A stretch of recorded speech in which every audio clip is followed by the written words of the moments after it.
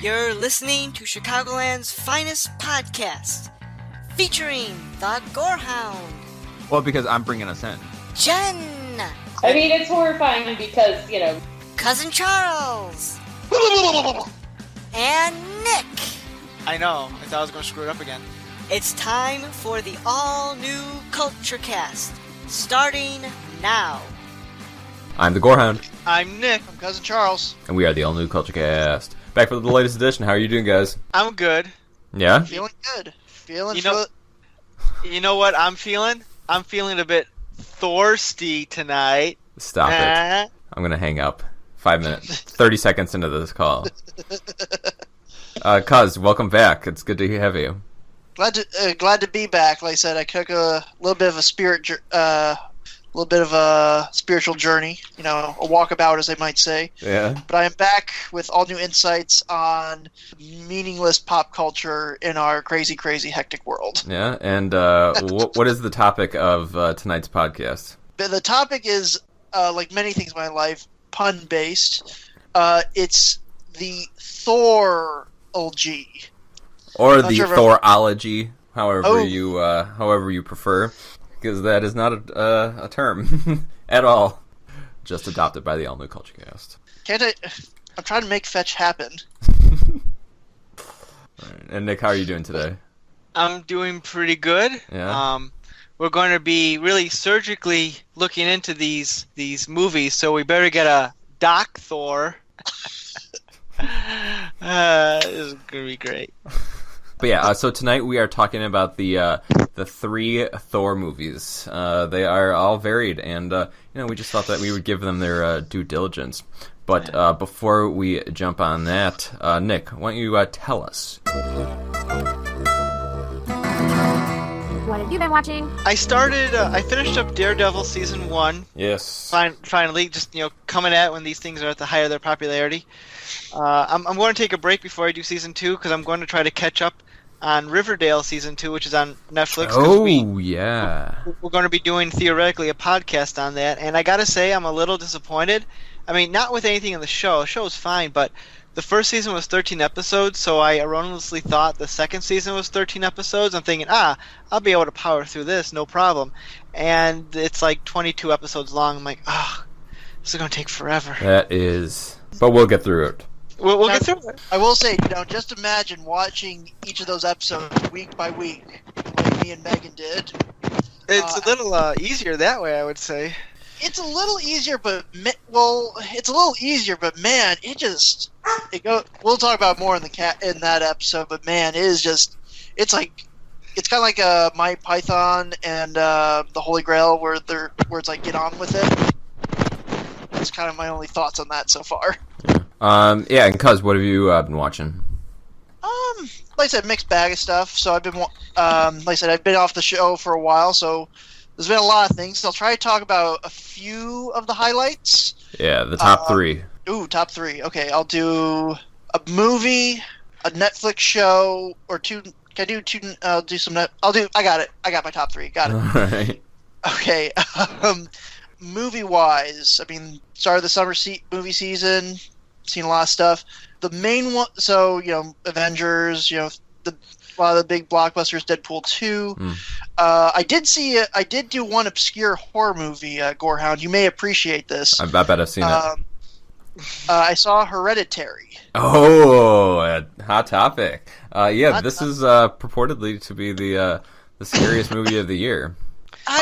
Look, I've seen, because I think they did that with. I've seen that used before, like some indie horror movie. They call it the scariest movie. Like Veronica. That was the scariest movie of the year. Was that the one where they had the blind nun who was like smoking in the basement? Yeah. Yep. Oh, that was pretty. Also known as badass. AKA last week's episode. Check it out. No, but Hereditary was good. It wasn't. Well, let's put that on hold because I do believe that we will circle back to that. Hey, Jen. I don't get it. Where was everyone? We were here. I'm in Missouri. Sure. Yeah, we had already gotten started.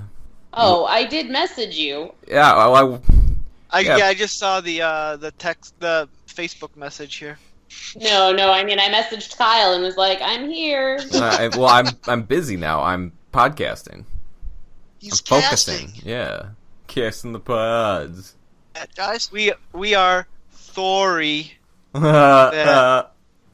All right, I'm going to have to murder everyone. right.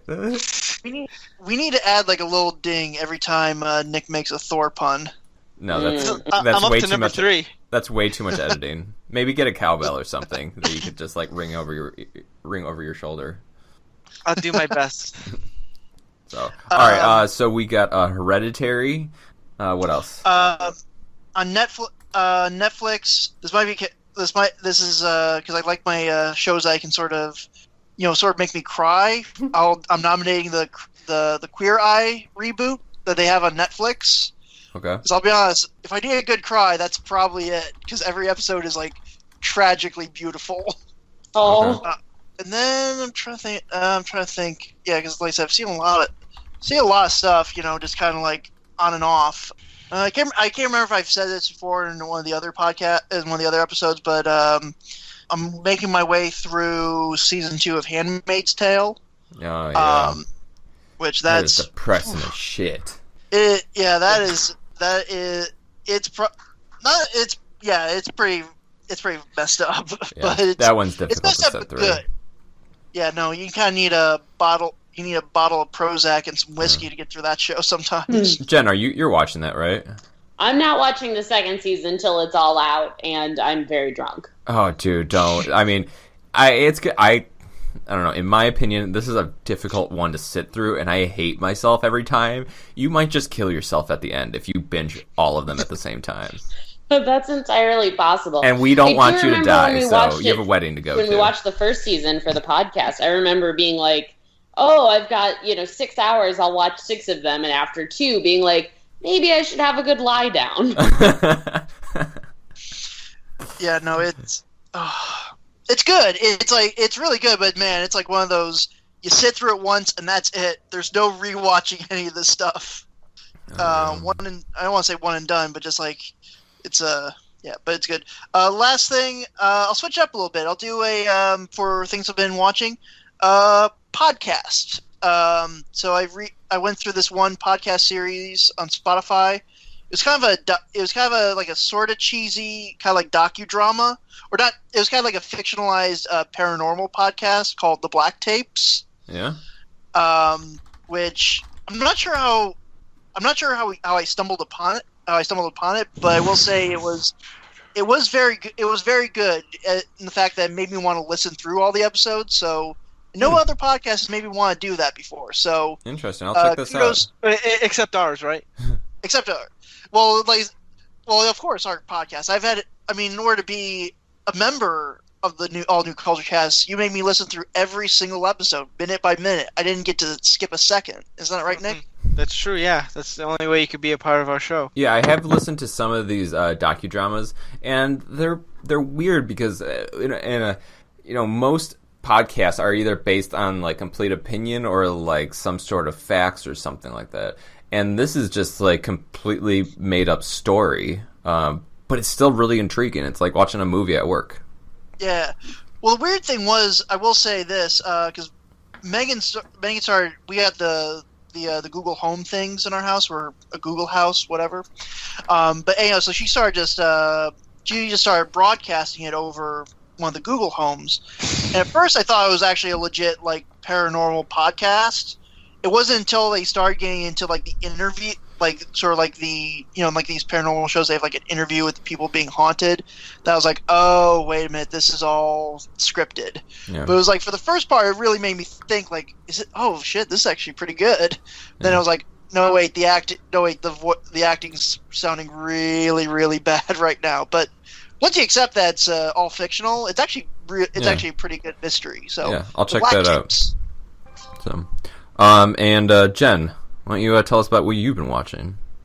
So let's see. So I watched, and I don't want to understate this, the greatest movie I've ever seen. Ooh. Which was on Netflix. It's called Set It Up, and it's about these two 20-somethings who decide to get their terrible bosses to date each other. I've seen the previews for this. Isn't Tay delightful. Diggs in it? Yeah. Tay Diggs is in it, who I have not seen in a while, and he is still beautiful. And then Black don't he's crack. dating Lucy Liu, which is a pairing I wouldn't have thought about, but I love. And anyway, so it's like there was a big... So for a while in the early 2000s, there were a lot of romantic comedies, and then they stopped making as much money as they used to. And so I feel like America in general has turned away from the romantic comedy. And Netflix saw that people actually still love romantic comedies. It's just for a while we were given a bunch of bad ones. So then they decided to give us a good one, and it was fantastic, and I loved it so much. So are you saying we should do a podcast episode on it? Ooh, yeah.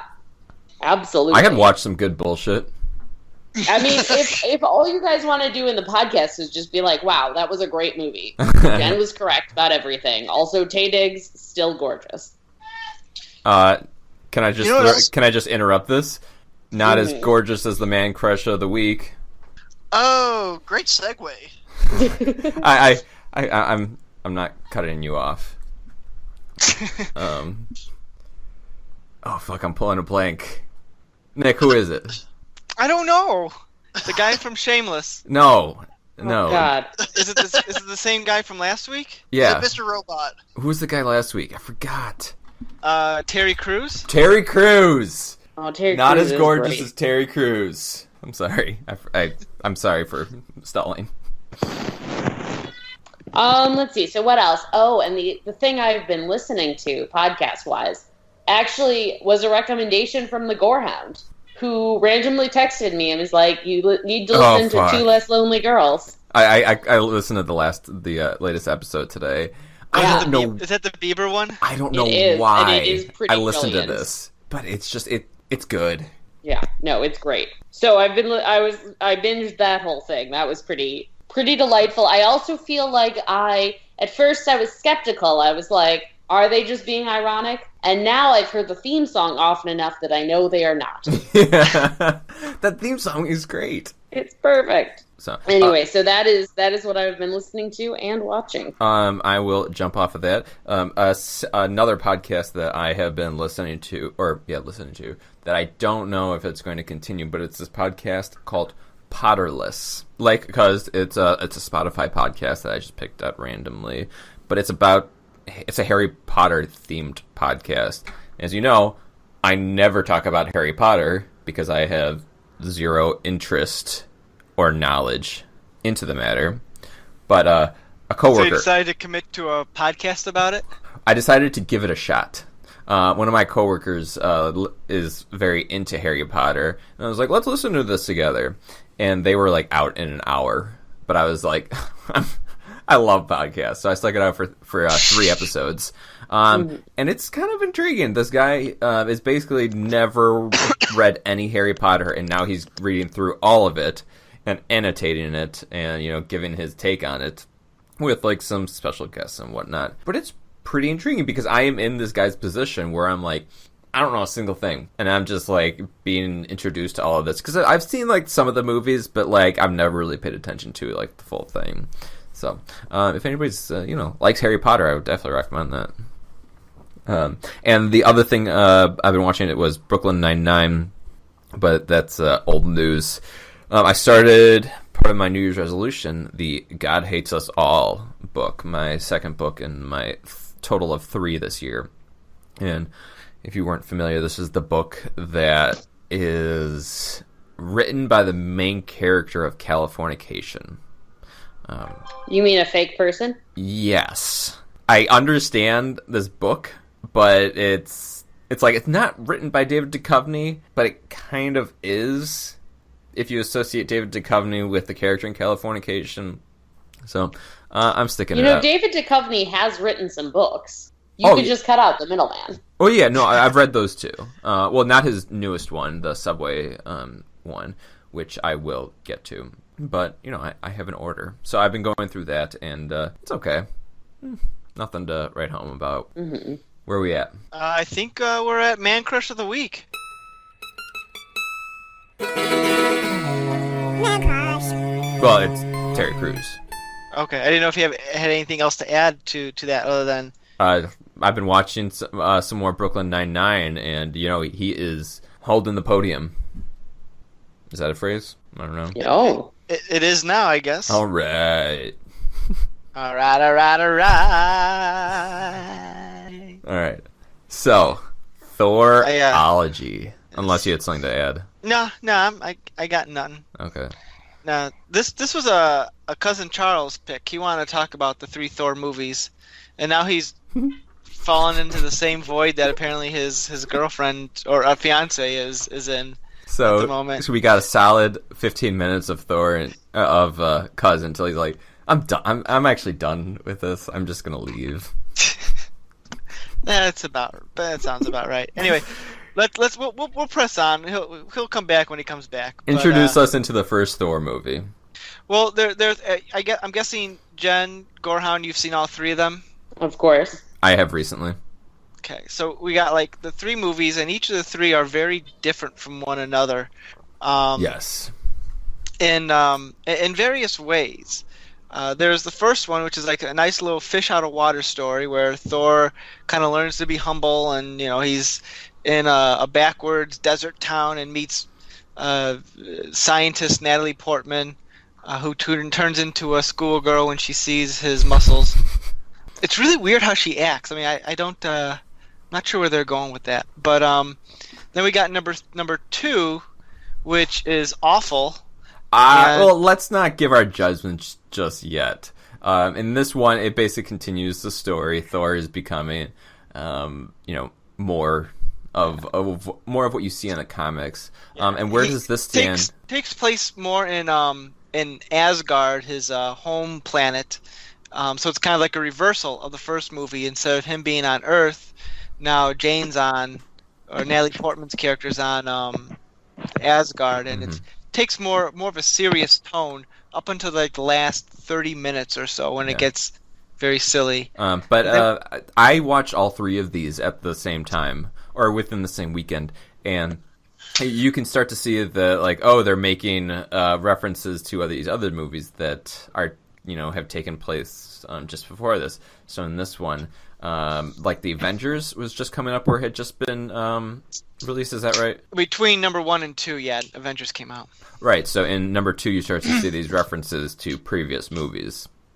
Yeah, because he's all buddies with everyone else. Yeah. And then we get to number 3, which is like, what we did in number 1 and 2? Well, forget all that. We're going to do something completely different, and it just becomes I don't even consider it an action film. It's a straight-up comedy as far as I'm concerned. Doth you mortals miss me? Did we? Well, no, I didn't miss you, but I wanted to wish everyone a happy Thor's Day. Oh, yes, we are recording on a Thursday. Keep racking up that meter. I like how Jen's been like dead quiet throughout this entire thing. Like she's like, why did I agree to be with these idiots?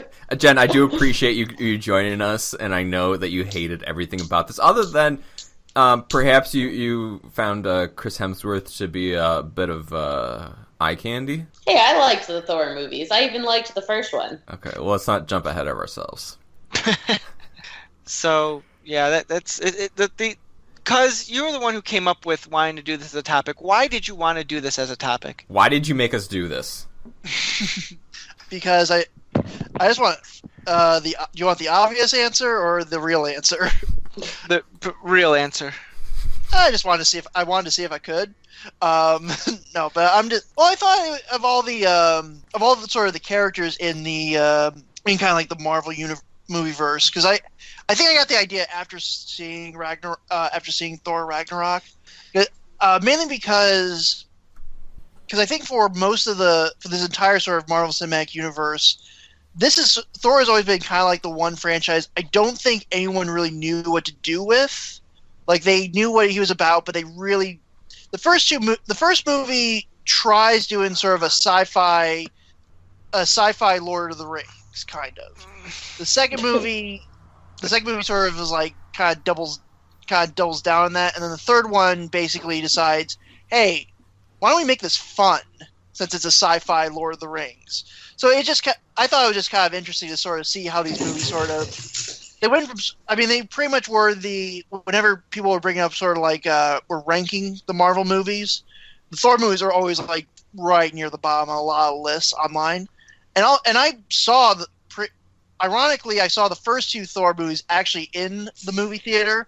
The third one I didn't end up seeing in theaters, which is probably not the biggest disappointment. But, you're not a true fan. I mean, I paid full ticket price to see Thor: The Dark World. I think I've earned my stripes.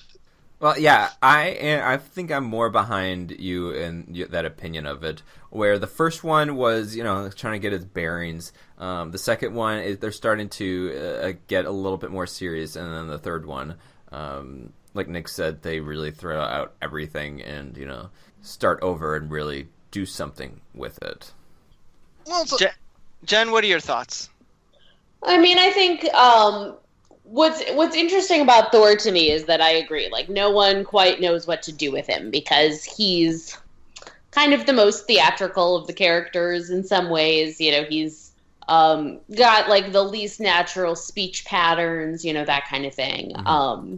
So, it's interesting that they've managed to do 3 movies about him when he's, I don't want to say he's no one's favorite character because I'm dating someone who it's definitely his favorite character. Well, it's not really a character. I mean, he is Thor.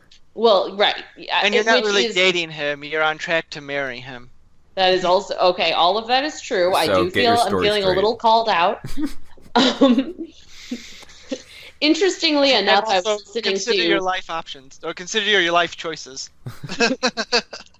This has nothing to do with anything, but I was listening to an episode of Judge John Hodgman today, if anyone listens to that. And he had a person on there whose legal name is Thor, and he said that sometimes people seem to be a little bit, surprised that he's not like 6 foot tall and handsome. And I was like, you know what? That would be pretty amazing. Yeah. So his defense was the Marvel movies ruined my life. Yeah, I mean, and Norse mythology probably also ruined his life. I mean, a lot of things. So anyway, I think Thor is interesting precisely because he's no one's favorite character. Yeah. And it's been interesting to see what they've been doing about it. I'll say I enjoyed the first 2 movies. I really enjoyed the third one because I think when you have a director who's willing to throw out some of the mythology and start over, I think that's good. But I did miss Natalie Portman. Did you though? I did. I think you more missed Kat Dennings. I have a theory for what they're going to do after Chris Hemsworth leaves the movies. Oh, you agree that he's going to be coming up short in the next one? I don't. Well, okay. I'm not saying I mean, I don't know if he's going to die because I think he is. He may. I hope so. What? Well, we'll see. But his contract will definitely be up at some point, along with the story arc. So I would not be surprised if they bring back Jane Foster in some capacity and make her the new Thor. Oh. Well, they did that. They did that in the comics, right? Where, but we already have a Valkyrie. True. I guess they could bring Tessa Thompson's character back. Oh, I guess, please do. From what I heard, there's some, and take it with a grain of salt, that there's some, I don't want to say bad blood, but there's multiple reasons why Natalie Portman wasn't asked back for number 3. Yeah. That I guess... I tend to agree with that more. The impression I got is that it was kind of a mutual decision. But sure, but that could change if they're willing to offer her more of a starring role. Yeah. That's true. I mean, I guess we'll find out. I would... also, I guess it depends if she wants to do it, too. Oh, sure. I mean, who's going to say no to, like, the truckloads of to the Marvel Disney Universe? Money? Yeah, no. Although I will say this. Ed Norton? Terrence Howard. Yeah, Terrence. Well, Terrence Howard is a crazy man to begin with. Let's not even go there. Nick, do you want to keep us on track? Because there's a lot to go through. So let's kind of break down these movies a little bit. Each one, kind of what our opinions are. The first Thor movie, I really enjoyed, and it was a movie I was surprised I enjoyed because I didn't know anything about Thor. I didn't really care about the character at all and everything. But I watched it off of Netflix. I'm sorry, Redbox. back when it first came out, almost 8 years ago, I guess. It came out, 2010, 2011, somewhere around there? I think 09, I thought. Thor 2011. Yeah, because it was the year before Avengers. And I really, really enjoyed it. And I think a lot of things I liked about it is that it was not your standard typical superhero movie that takes place in a big city and things are blowing up and all that. It was a little bit more, pardon the pun, more low-key than some of the other superhero fare at that time. And everyone in the cast was likable. It was fun. The Asgard stuff I thought was pretty cool. So I thoroughly enjoyed myself when I watched the first movie. A lot of people like to dump on it.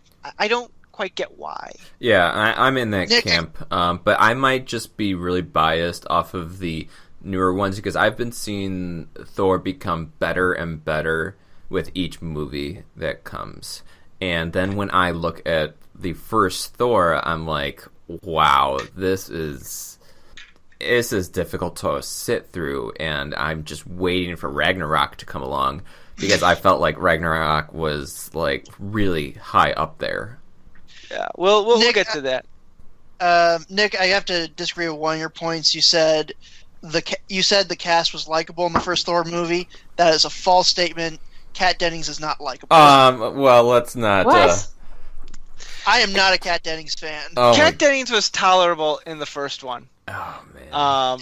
In number two, we'll talk about that. But she was. I mean, yeah, if you had to give me a choice, I guess. But man, she served her purpose as the comic relief and everything. But I mean, not just the comic relief. Her Thorpus. Her Thorpus. I am very pro Kat Dennings in whatever movie she is in. So, have you watched Two Broke Girls? Have I? When I had Sling, that was like it went between Two Broke Girls and Ancient Aliens. I mean, so why do you hate yourself? Moving Jen, along. I mean, to be fair, maybe he didn't hate himself. Maybe he just hated minorities. Or good television. Or decent writing. Two Broke Girls is such a garbage show. And that's saying something coming from me. I mean, I like it. I mean, compared to Ancient Aliens, I mean, comparing it to Ancient Aliens, those are my two favorite shows. Oh, and there's that's really Delicious. sad. Why do we let him do a pop culture podcast? My respect for you is like dwindling. Oh, it never should have been anywhere. Do you like actually find Two Broke Girls like legitimately funny? I mean, let's not put me on the spot here. No, you brought this up, my friend. You dug your own hole. I legitimately like Two Broke Girls, okay? I mean, I can get it if you just like it because the girls are pretty and so you just watch it for that. Like, I can understand that point, for better or worse, but it's a soap opera. It's, Oh, man. It's cheap, but it's entertaining. Okay. I think we all learned something about Kyle tonight. Who's Kyle? We learned something about the Gorehound tonight. Oh, right. Yeah. Well, let's move on and pretend this conversation never happened. Jen, you guys are Jen, awful. what? I'm not the one who likes Two Broke Girls. Jen, your thoughts on Thor #1? Thor #1. I mean, I enjoyed it. I did see it in theaters when it came out, although I saw it at the cheap theaters. Nice. But the one thing that really bothered me about it, I was like, okay, I get it. And I will say that Thor does have the interesting distinction of being the only movie that has, the only like Marvel movie that has like a villain that they've put more than 4 minutes worth of thought into, like Loki as an antagonist. You could argue he's not a villain. You could argue he's just an antagonist, and that's fine. But I think he is the one villain in the whole franchise where they've put a minute of thought into it. So he's definitely the only memorable one, that's for sure. Yeah, so it's interesting that they're kind of, I think, underrated as movies. The one thing I really hated about the first movie, though, was I just remember being in the theater, so you've got the giant screen, and then just seeing Asgard and the bridge and just the whole place was just so garishly awful to look at. That I was just like, why is it Technicolor? I guess that was some of my favorite parts of the first Thor. I like it felt like very throwback in terms of the style and design and the brightly lit. But I could see what you're saying, how it may not be for everyone there. Yeah, and I felt that the costumes in the first one were just awful. But again, I may just be comparing it to Ragnarok, which like I said, was awesome to me. I feel like Loki has gotten much better looking and a lot more cooler. The first time you see Loki, you don't even see like his greasy black hair. You just see him with the helmet or something on, and it's like he doesn't look he doesn't look as iconic as he does now. Yeah, but like hotter. Yeah, he's gotten much better looking, and in the first one, he's just like, it's okay. I understand who he is, but that's about as far as it's going. The one thing I will say, one thing I did after kind of like rewatching these movies, the one thing I did want to say about Loki and the success sort of that he's had with sort of like Marvel and stuff like that is it a case of them writing a really good character, or a case of them just casting the right person to sell this role? Because it's like a lot of people say that the next best Marvel villain is Killmonger for Black Panther, and that's a really well-written villain, really thought out. But I do think, while Michael B. Jordan's a good actor, I'm pretty sure there's other people who could give that character justice. I almost wonder with Loki, because he's sort of just like, he's got the little brother syndrome. But it's like, I think if it was anyone else doing that role, I think people would have forgotten about him. But I think it is a case of, I don't know, I really do think if it wasn't for Tom Hiddleston, I don't think people would have cared about Loki as much. Can I just say this about Loki? Like, okay, so I did say I think he's the only interesting villain. I also, like, my number one goal is to get him like a bottle of shampoo or just like something. I don't. And like, so He's I like understand finding Tom Hiddleston attractive, but when people say they find Loki attractive, I'm like, but he's so greasy, like, ugh. It's kind of like my feelings on Jen, you're 100% correct. He definitely looks like a 90s emo type of guy who doesn't shower. But Absolutely. It kind of reminds me of my thoughts on Orlando Bloom in the Pirates of the Caribbean movies. How people are like, he's so hot, and I'm like, he needs some soap and some shampoo, and then we can talk. Yeah, and a personality. But he's Orlando Bloom. Don't you think he's hot automatically? I mean, he doesn't get the same pass as Loki does. I'm referencing a show probably no one here has watched. Never mind. I don't know what you're talking about. Cool. But I never There's do. a TV show called by Ricky Gervais called Extras, which is a very funny show, and I'm not going to explain it because it's not worth it. Anyway, but speaking about hair, what did you guys think of Chris Hemsworth's fantastic perm that he had in that movie? Or at least the wig. I found going back, I'm like, his hair looks really soft and light. And then at the other ones, it's all like stringy and greasy, and like, he had some hair changes after this movie. But first one, it's well coiffed. It's well coiffed head of hair. It's interesting how much money they put into these movies, but they can't get like a decent wig on a person. They got to cut Jen. They've got to cut corners somewhere. Oh, why does it have to be the hair? Why can't it be the 20-minute fight scenes? Yeah, I mean, his eyebrows were just like the worst thing. I couldn't take my eyes off the eyebrows. They just look so bad. And I was like, I don't know why I'm looking at his eyebrows, but that's the only thing I could see. Also, I will say this as kind of a side note, kind of touch a little bit more on costumes, but I've started watching a little bit of Westworld, so I've been seeing a lot of Anthony Hopkins, and now rewatching the Thor movie, I just think of old, frail Anthony Hopkins in like this giant muscle suit to make him look like Odin. Oh yeah. Probably just like, try to make him seem like he's 6 feet tall when he's just probably like, I just want to sit down. Which happens a lot in those movies if you think about it, where he just sits down most of the time. Or sleeping. Or sleeping, yeah. So all right, the Odin sleep. Can you write more Odin sleep? But you're supposed to do this. No, Odin sleep. All right. Let's go on to Thor: The Dark World, and this movie's garbage. I don't think so. I feel you like Two Broke Girls. Your opinion no longer matters. This movie got a lot better. The costumes, I could see that they started putting some thought into it. I felt that like the CGI was getting a little bit better, and that the writing was like, okay, this is I can watch this. I can sit through this and not feel like I'm wasting my time. You don't agree? I somewhat agree, but because like I said, I will say this: I'm not going to go with the way of the internet and say, oh yeah, The Dark World's the worst Marvel movie. It's definitely a weak movie, but it's not bad. It's not technically bad. It's actually got a good idea for a story of like Thor and it's sort of a Thor and Loki adventure for like most of it.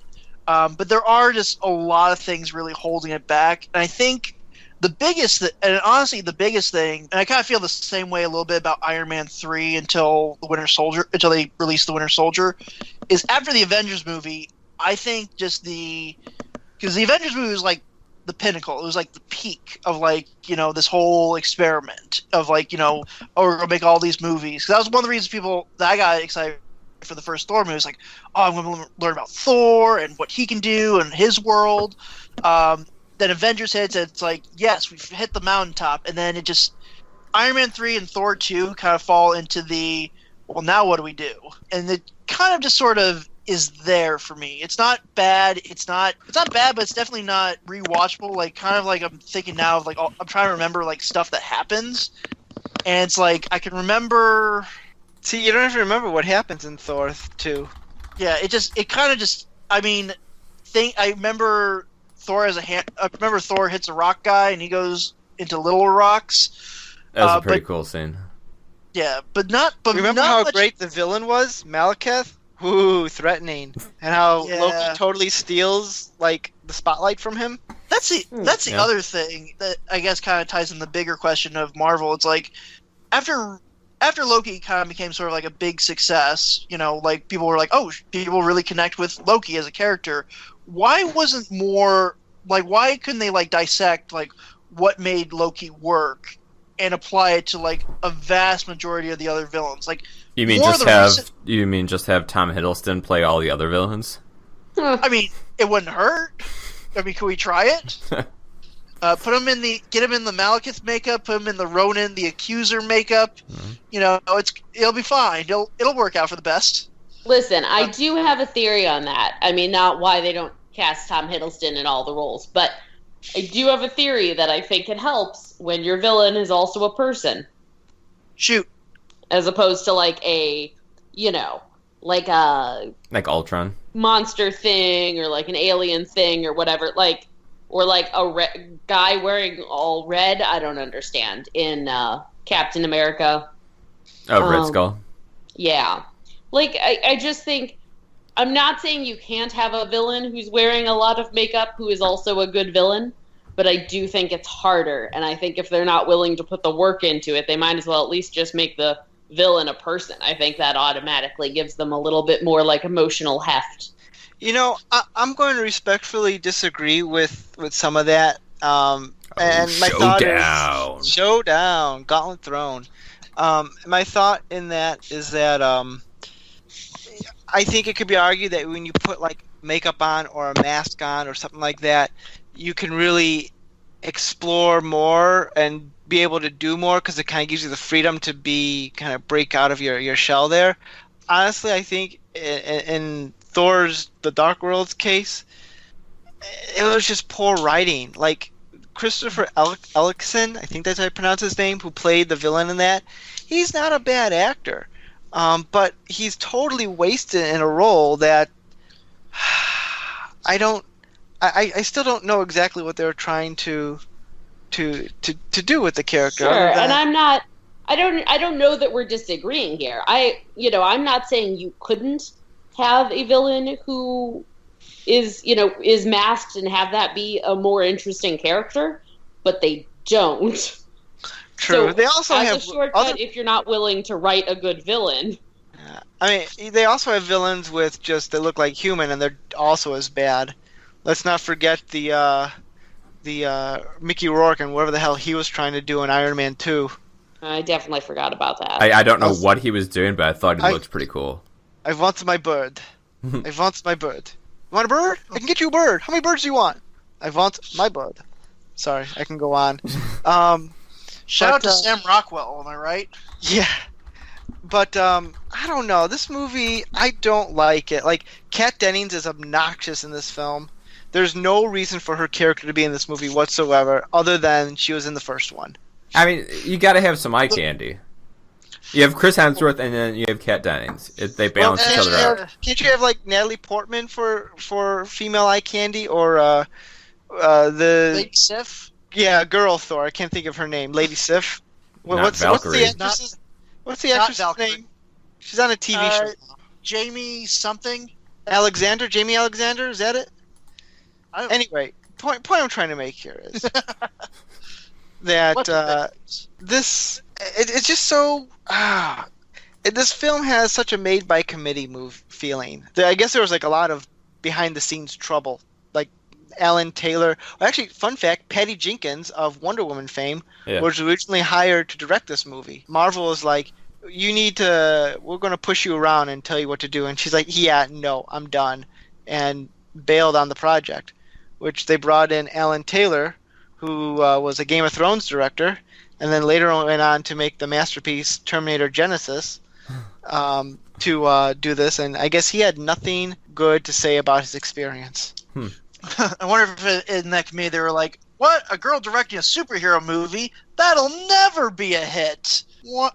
And then you smash cut to box office records broken by Wonder Woman. Yeah. One thing I will say, actually, I was actually thinking about this about Malekith and why him and a lot of other villains work. It actually relates to watching Cate Blanchett as Hela. And I think besides the writing kind of sucking, I think the big difference is what kind of crossing over into Thor Ragnarok.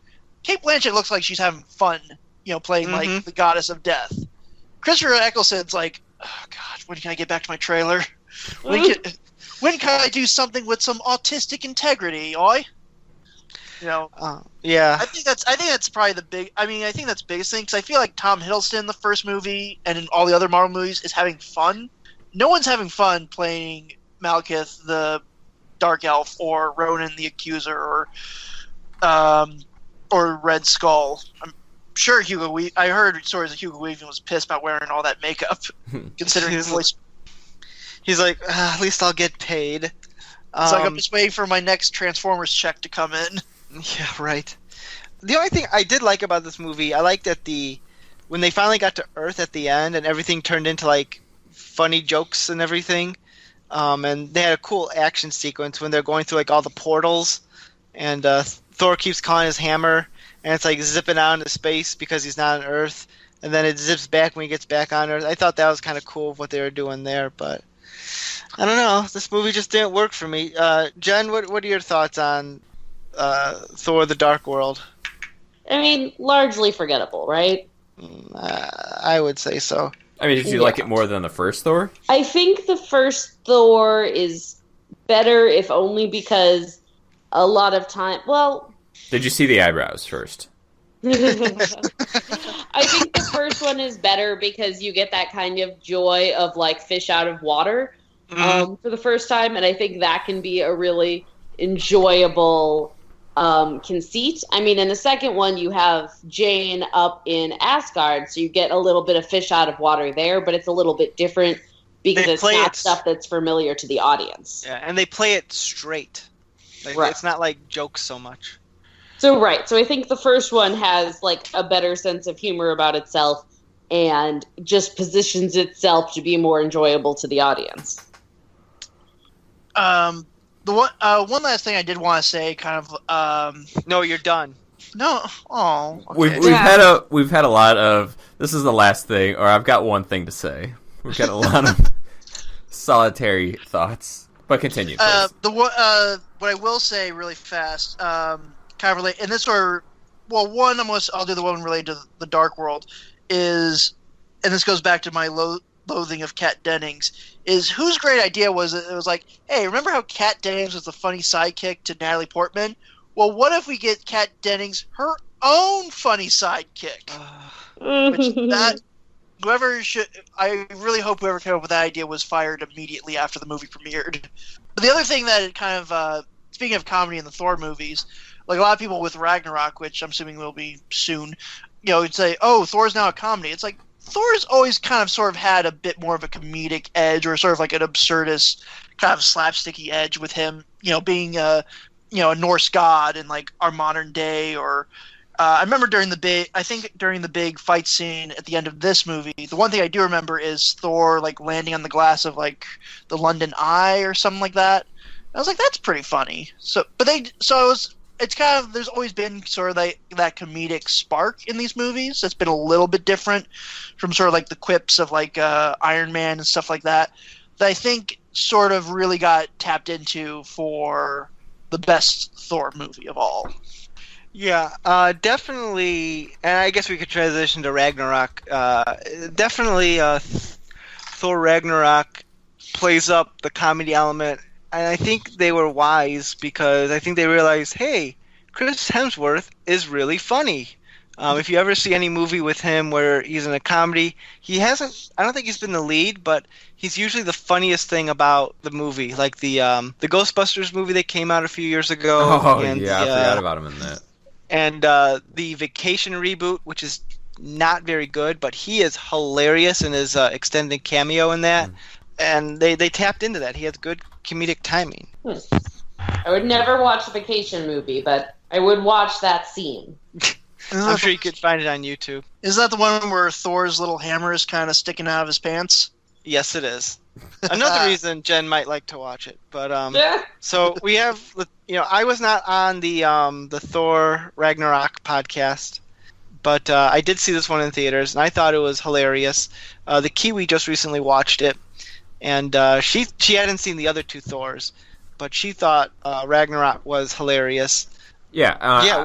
I watched this for at least the second time for this, and I still think that this stands as one of the best Marvel superhero movies. It just hit so many marks, and yes, it was a straight up comedy, but it was super awesome. The first thing that I did notice about this movie compared to the other ones is in all the other Thor's sorry. Spit it out. Yeah. In all of Thor's other appearances, he has the very Shakespearean, Old English, big accent like ye old. And for this one, they're like, "Hey, Chris, you just want to talk like you normally talk with your thick Australian, New Zealand accent." Yeah, they definitely toned that down in this one. There, his accent. Yeah. Yeah. Which is funny. Nick, what was your opinion on this movie? Oh, I liked it. I liked it a lot. Yeah. I've always overall enjoyed the Thor movies, even though I was sort of let down by number 2. But I thoroughly enjoyed it. The addition of Mark Ruffalo as the Hulk was a nice little addition there. I do wish they kind of kept that. I mean, they never would for marketing reasons, but it's a shame that they now I'm doing the same thing Charlie did. It's a shame they couldn't keep that a secret, like as a surprise for the audience. But it's like one of those when they keep going, oh, his champion, and it's like you know who it is based on the commercials. Like Hulk is going to be in this movie. Jeff Goldblum was an inspired choice to add to the cast. Mm-hmm. And he is just pure. He's pretty much playing himself in this movie, which is phenomenal. Yeah. I thumbs up. Would you consider it one of the best Marvel movies? Probably. It's probably up there, just because it's fun. It's easily digestible. Like the stuff with Hela, I don't really care so much about, but when he's on the Gladiator planet, like that's when the movie is really, really good. And it seems like when they're done with that, it's kind of like, oh yeah, we got this Kate Blanchett thing we got to take care of. Let's quickly wrap that up. But I applaud it for taking risks and chances, with most Marvel movies don't do that. Like they kill off some big characters. Thor loses an eye, but I guess he grows it back in the next movie from the previews I've seen. I don't know. Well, I they haven't don't. seen it. Do you want to know? Wait, is he growing his eye back? I haven't seen the new movie, but I've seen the previews where he has like his two eyes or something. Okay, well, it's accounted for. Let's just put it that way. Okay, I'm sure they whatever, but they Stem blow cell up research. Asgard. He gets better. They blow up Asgard, and it feels like some conclusion to the Thor series as a whole. I guess up until this movie, Chris Hemsworth was really not liking his role as Thor. Like, from all the work he puts in, I guess he got paid pretty much peanuts because the people at Marvel were really belt tightening with the actors' salaries and everything, with the exception of Robert Downey Jr. I was gonna say he's not very famous compared to some of them. True, but I think his name was getting bigger and bigger. But regardless, his issue was he was getting paid so little compared for a Hollywood actor, and given all the work he needs to put in, like keeping his muscle strength up and everything else, he's like, this is nuts. But I guess and then Kevin Smith was like, "You could cut your hair, and I'll be okay with it." And he was like, "I love it." I guess this experience turns him around. I guess he wants to do a Thor 4, like cast and crew and everything. Like, just I think it really matters when you have a director with like a strong vision, and I think that's what you have with the third Thor movie. It's like, if you could work with that guy, you would too. I think by the time, like, the early Marvel movies, especially like during Thor 1 and 2, they're very much, here's your list, director, make this happen, and your vision will be whatever. Like, they had Kenneth Branagh, of all people, directing Thor 1. Like, what? Right. That's so weird to me that he. I mean, it makes sense because he does a lot of Shakespearean stuff. So the Asgard element makes sense with me. It's a shame they didn't bring him back, probably because he's like, "Hey, do I get any vision on this?" And they're like, "Ha ha ha ha ha," and so he's like, "Yeah, I'm not coming back." But by now, Marvel's like such a well-oiled machine that they could afford, and they kind of have to start taking risks if they want to continue to be profitable. Well, this is going to go a little bit off track. I mean, that's why I was very, when they made the first Ant-Man movie, so I was kind of looking forward to that. I was like, because Edgar Wright had this, I really loved all the stuff with, the sort of Hot Fuzz, Shaun of the Dead, and things like and all those movies. And I was really looking forward to see what is he going to do with Ant-Man, because, like, who cares about Ant-Man? And then I was like, oh, Edgar Wright's directing it. I kind of want to see that. But they kind of sort of, who knows how far nobody really knows the exact reason. But definitely this movie sort of showed, okay, we're going to have the guy who's got a little bit of the out there vision take the reins, and lo and behold, hey, people like it when you give them something that's a little bit out of left field. Who knew? Mm-hmm. Yeah. You see a little bit of Edgar Wright in the first Ant-Man movie, but yeah, they had their creative differences, which means he didn't want to kowtow to Marvel's demands. But I haven't seen it yet. It's enjoyable for what it is. I just didn't care for it. Oh wait, you have or have not seen the first Ant-Man? I have not. Oh, okay. It's fun. I mean, it's. I'd rather watch Two Broke Girls. Did you see the first Iron Man movie? Yeah. It's pretty much the same thing. Yeah. Do you enjoy Paul Rudd in movies? I think so. Like, I've never watched. You love Paul Rudd, or you're not a person. I've watched. Jen, consider the source. He thinks Kat Dennings is the world's greatest actress, and Two Broke Girls should win all the awards. Oh no, it's not the world's greatest actress. She is an awful actress. I just like her a lot. Moving on. To quote Michael Scott, "Why are you the way that you are?" So, yeah. What else do we have to say about Ragnarok? We're getting over an hour here, so let's let's cut this bad boy off. Yeah. No, not yet. A lot of cameos in Ragnarok. I will say that Carl Urban's in it. Matt Damon pops in. Oh, that was so weird, but just so delightful. Well, do you know another one that I think a lot of people missed? Sam, during that scene when they're having like sort of basically playing out the big moment that happened in Thor 2. Recreated shot by shot. Shot by shot remake. Sam Neill is actually playing Odin. So we had a Jurassic Park reunion in that movie. We just needed Laura Dern, and we'd be set. Pretty much, yeah. But well, didn't Matt Damon make another like awkward cameo in something recently? I thought. I don't know. He's in cameos all the time. Oh no, I remember what it was. Although I probably shouldn't say it because it'd be a spoiler. Well, don't spoil anything. Won't. But I just remember what it was. So. Yeah, we never spoil anything. Never. Oh, I probably shouldn't say it'll be a spoiler in this movie. Well, thanks. You just spoiled it. I should reiterate that I felt that Tessa Thompson as Valkyrie stood alongside Thor as one of the best parts of this movie. Absolutely. Oh yeah, she's great. She was so impressive, and I just kept on I was like, I would actually like to watch more of her than Thor in this particular scene.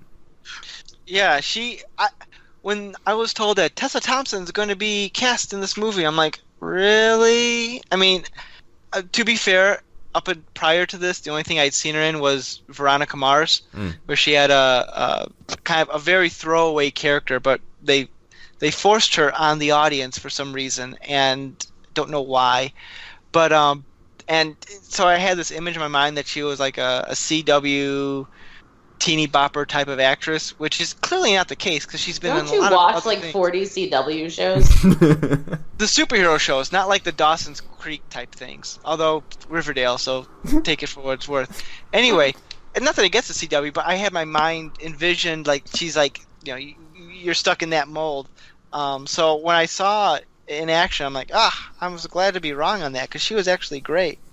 I was actually going to say I actually was kind of wondering like what she was in before this, because she was like kind of agree with your same sentiment. Like she was just absolutely fantastic. She was also in the movie Creed, which I've yet to see. I want to because I'm a big fan of the Rocky series, but I just know her from the Westworld because I was like, I think I recognize her, but as far as I'm concerned, I mean, this is her best performance. Yeah. And yeah, it's because she looks a lot different than her comics. In the comics, she is just like this huge, bulky woman of comparable size to Thor. It's pretty much the female version of Thor, but they really take it in a different direction of this, and she really holds it. I was gonna be when you said women. I thought, is she like two women stacked on top, one on top of the other? Like some sort of human centipede. Let's not go down that path. Where are we? Where are you talking about? I don't know. Again, Jen's going like, these idiots. No, don't feel bad. You're not idiots most of the time. Aw. Yeah, and in this one you're starting to see more cameos, including a more extended one from Benedict Cumberbatch as Doctor Strange. Oh yeah. And I thought it really played well because then you get to really see Doctor Strange, because a lot of times in comics you're just seeing Doctor Strange just, play this small part. It's still crucial, but it's small and it's passing, and that is exactly what his role is in this. I have a feeling that his role was added late in the game because apparently when they first meet Hela, it was originally shot that they're in New York in the back alleys, and Odin was just like a crazy old man wandering the streets. But then they switched it to being that field in Norway or wherever he was at. I'm thinking they decided about 2/3 of the way of the production, like, hey, let's add Doctor Strange to make it feel like a bigger universe. Yeah. And so they rewrote all that and redid certain things to shoehorn the character in. I enjoyed the cameo. I thought that was really, really fun. It was very funny, especially when they're like zipping around from room to room, and Thor's just kind of like, "What?" Yeah, and Doctor Strange is he's just really fallen into this role, and he's just really embracing it. I will say this: compared to actually, if you go back to the culture cast of Doctor Strange, which I did like that movie, but I will say his brief cameo in Thor, he felt more magical than he did in Doctor Strange. If that makes any sense, you know what I mean? Does, so like, yeah, it does Interesting. seem like he was had more control over his powers than. yeah, like he feels more like outworldly instead of just like, oh, instead of just making stuff with like light brights or something like that. Where he's like, just his shield and stuff like that. He felt like he was an actual, wizard conjuring stuff. So I don't know. I liked it. Good stuff. Good stuff. Jen, you have any final thoughts? Yeah.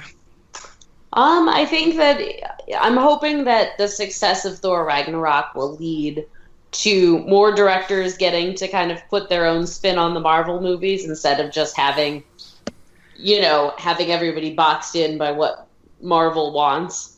I think that could be some really interesting stuff. I think they've got a lot of ability to make some interesting movies that are still superhero movies, but maybe lean a little bit more into other aspects, other types of films.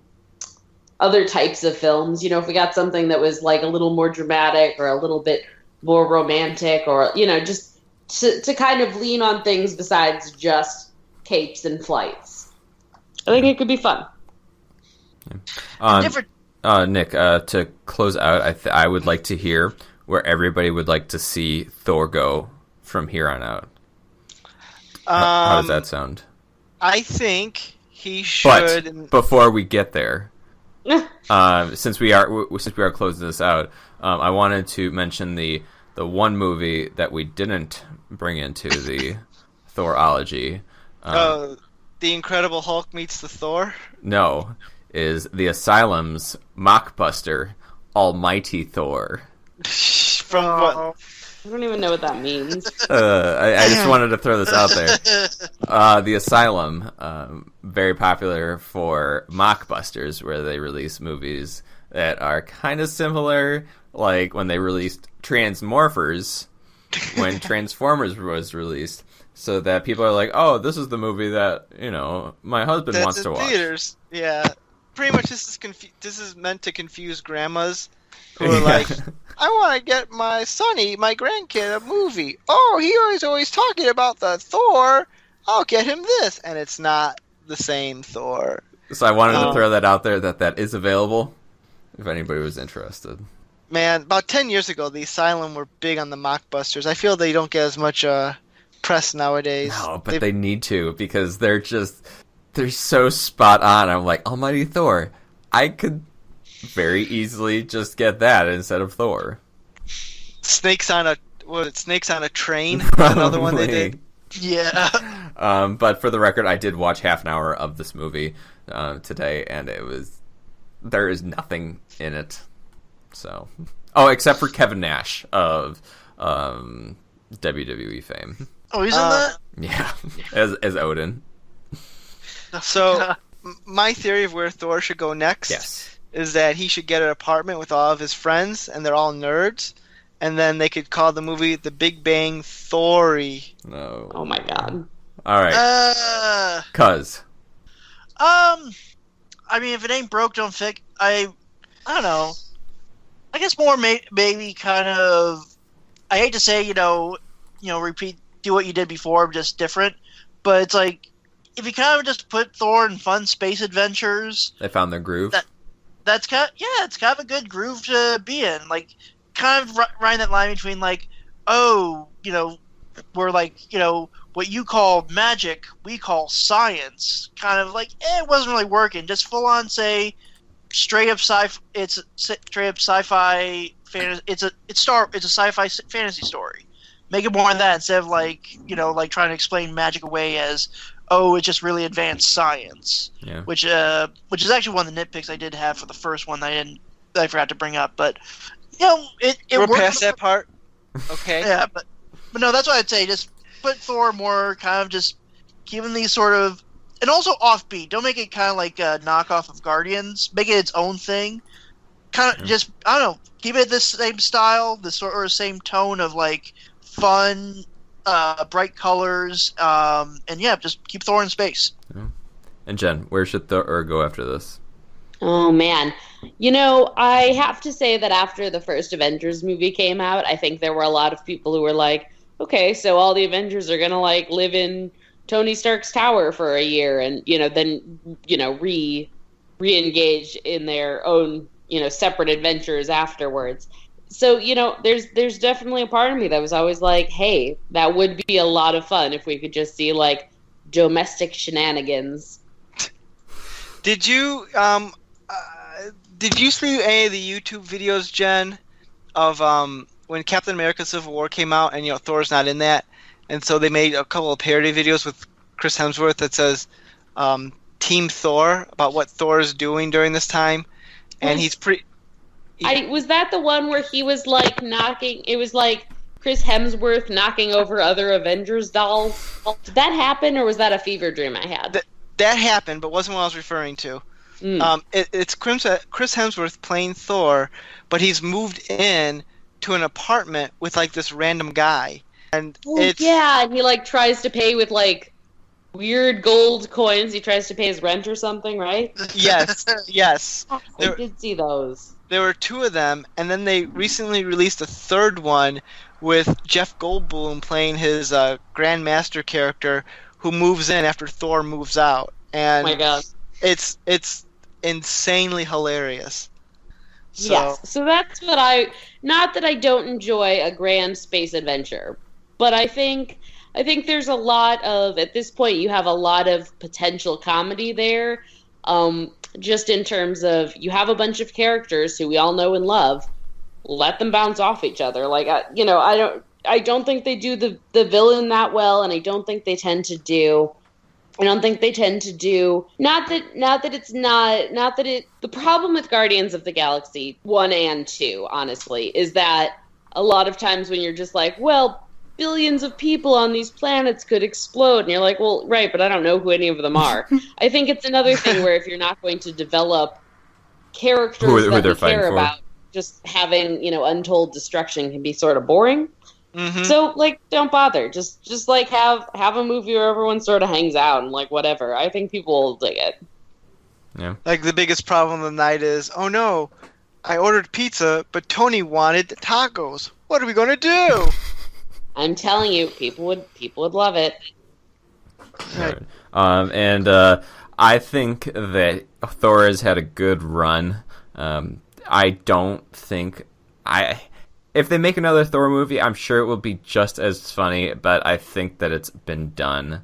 I don't think that they need to do Thor number 4, because I think that's just a really big risk. And, it's been getting better, and I think the Ragnarok was great. What if they call it Thor 4 and he plays golf? No. I would approve of them switching the role over where Thor dies in the next Infinity Wars and passes the torch on over to some other form of Thor, whether it's a female or it's like a Valkyrie spinoff. I would approve of that, and I think that they could really keep that going and roll off the momentum.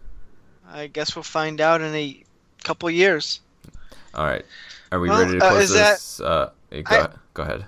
I think we're about ready to be done here. I mean, we went through a lot. We cleaned up the Thor trilogy. I guess you can call us Janathors.